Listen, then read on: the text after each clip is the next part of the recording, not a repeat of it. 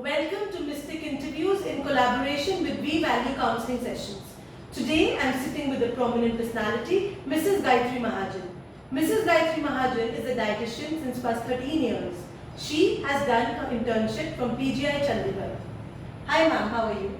How are you, Devika? All well. Gayatri ma'am, you're working in military hospital, plus you have an institute called Fat to Fit, which is where you have Zumba, aerobics, and plus people come for gymming. Yes. So this is a very unique name, Fat to Fit. So what does it signify? See, Fat to Fit signifies, as you see the logo, the F is little fat and the F is little fit is little thin. So it basically implies your fitness, which I think every person should really focus on their fitness rather than actually anything else in the life. I think if you are fit mentally and physically, you can do very, very well. Right. So coming back to that, being physically and mentally fit. So we are in a life state at the moment where Corona has hit us so hard that it is difficult to get up. More than physical health, I think our mental health has got affected. Yeah, it has got a lot affected, but if you keep your exercise routine up and if you eat sensibly, I think it will not affect you that much and it will keep you busy. As in COVID times, I have been doing practice yoga. You can come for aerobics. We have other slimming machines also, which we are providing for people who cannot exercise and who have a very sedentary or they are morbidly very obese, so they can come for that. Okay. And ma'am, as you know, children these days, they are more, prone in the sense to a lot of peer pressure is there, and plus they are used to seeing a lot of mobile phones and television. Right. So that is really affecting them, and they are becoming obese day by day because they're just eating in their room and watching TV. So your message for the youngsters today? See, I would say it is very important for the parents to make their children firstly exercise at least about 2 hours in a day. They can do a walk or a yoga or they can do running or cycling or whatever is comfortable. They can play a game with them so that you can spend time, quality time with them, and they also don't feel that they are in Corona times. So what you can do is you can play exercise. You cannot try not choosing a lot of sugary and fatty things for your kids. Try to keep it more lighter, especially the dinner part, and try to wake them early and make them sleep at time as they were going to school, similar as that, and not spoil their routine, normal routine. So if you keep these 3 things in mind and you be an example for them, I'm sure Corona is not going to affect them or will help them. Yeah. Absolutely, ma'am. And as you're working with military hospital, Pathankot, so how has your experience been? Because you are coming from you're not into military, and being a civilian, you're part of that institute today. So what is your take on that?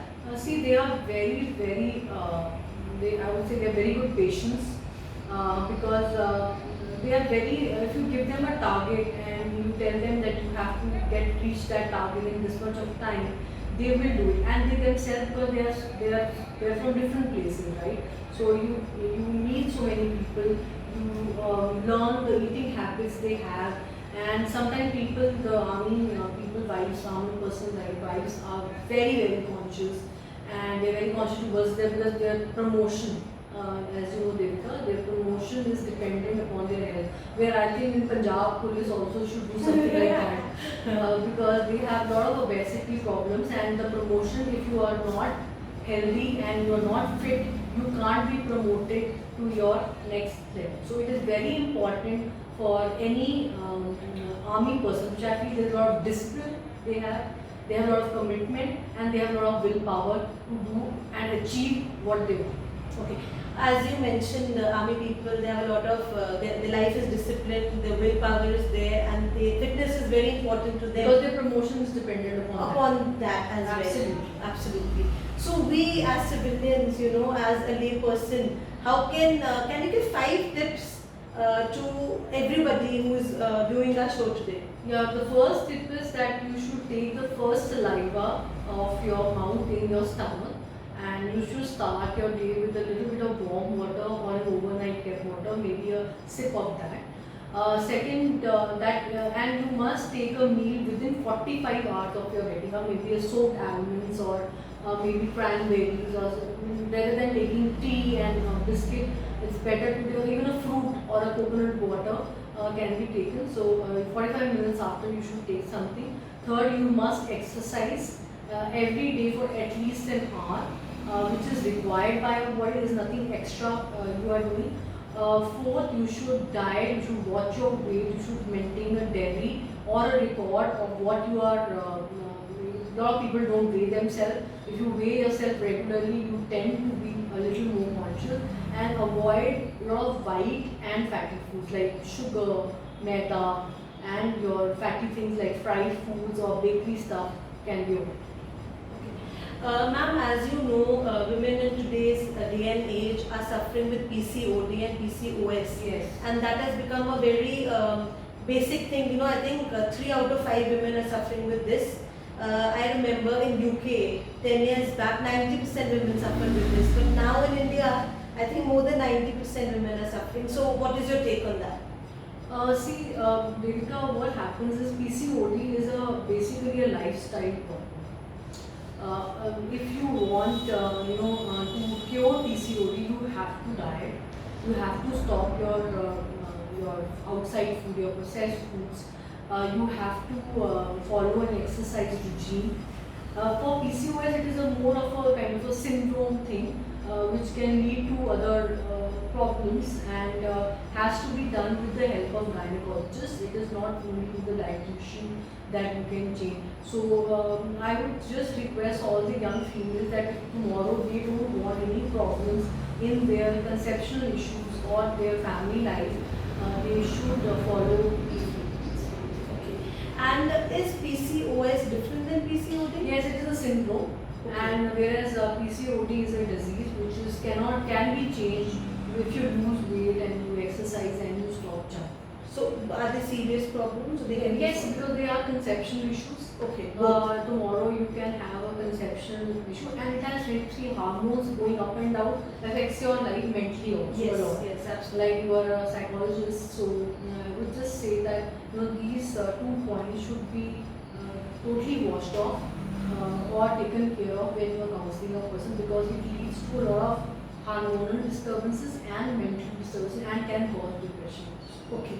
Ma'am, talking about depression, as you mentioned, a lot of people might be coming to you with depression as well. So can fitness help to cure depression? Yes, because exercise, if you do exercise, there are some chemicals which are endomorphins, which are happy hormones, and it gives you happiness if you work out. Second, if you eat a healthy diet and you don't take junk, so you don't become insulin resistant. So you are not prone to disease, and PCOD affects your hormones also, because if you are stressed out, there is a cortisol hormone which is secreted by adrenal gland, which is above the kidneys. So it is if you take a lot of stress or you are very depressed, it does a lot of metabolic disorders, causes a lot of metabolic disorders, which is related to diabetes, hypertension, and you can say hyperlipidemia.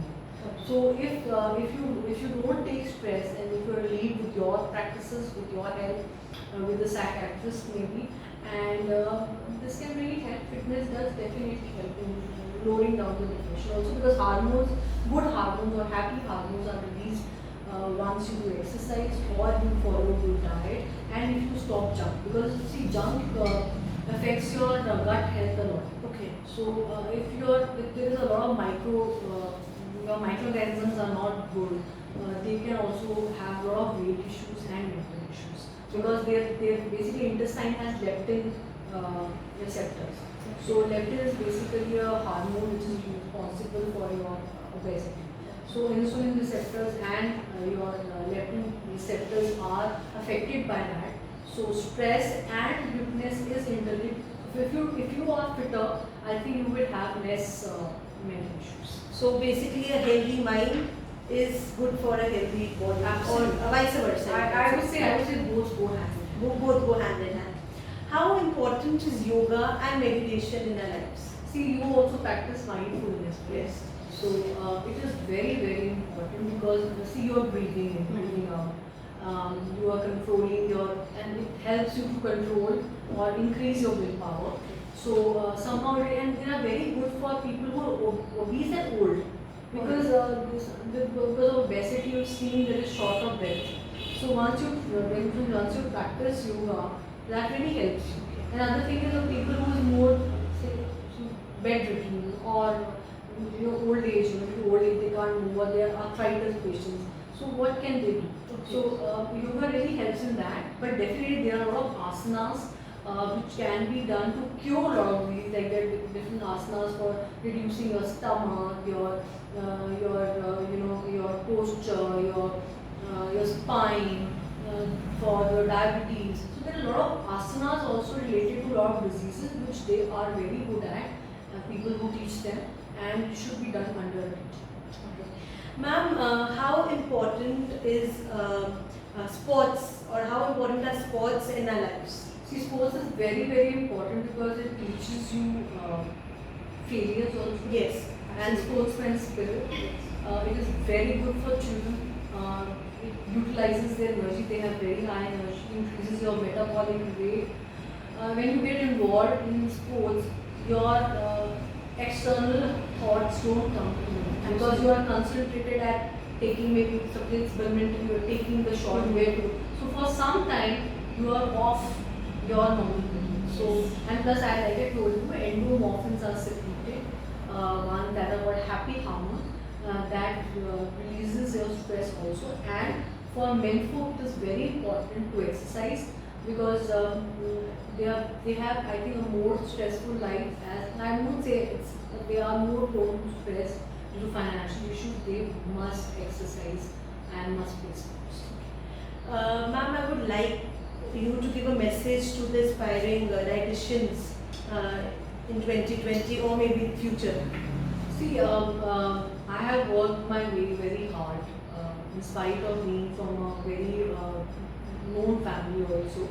Dietetics was not accepted as well as it is right now, 13 years back. People never used to value it. People used to say, just what are you telling? You're just telling us what we do. It was not very significant to it. But I stayed on. And I have faced a lot of up and downs. And I think you learn from your failures, whether it is in your personal life or in your professional life. Failures make you go ahead. So if you fail, I would just say any dietitian who is not having some failures in life, they should not be sad, because they will be tomorrow's stepping stone for your future and your strength tomorrow. So any failure in life, you should take it as a stepping stone in life, and it is, you should go ahead, learn from it and move ahead. And I would say be very close to what you have learned in life rather than following what is there on the net. Because it is very important that you give a diet according to the regional area, the seasonal foods.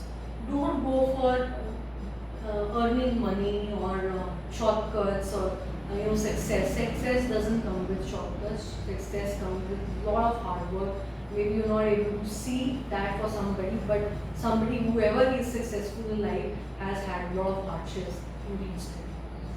As you mentioned, it was very pleasant experience talking to you today, and I think failures are the pillars of success. Absolutely. And if we go in the history, I think all the failures are the ones who have become very successful in life. If you won't fail, then how would you value success? Absolutely. If you are successful, if you get everything in platter, you will never value success. Yes, absolutely. So one must value success, and one must eat well, and one must have a diet or a routine and exercise, do yoga and meditation. We close our interview with this. Thank you very much. Thank you, ma'am.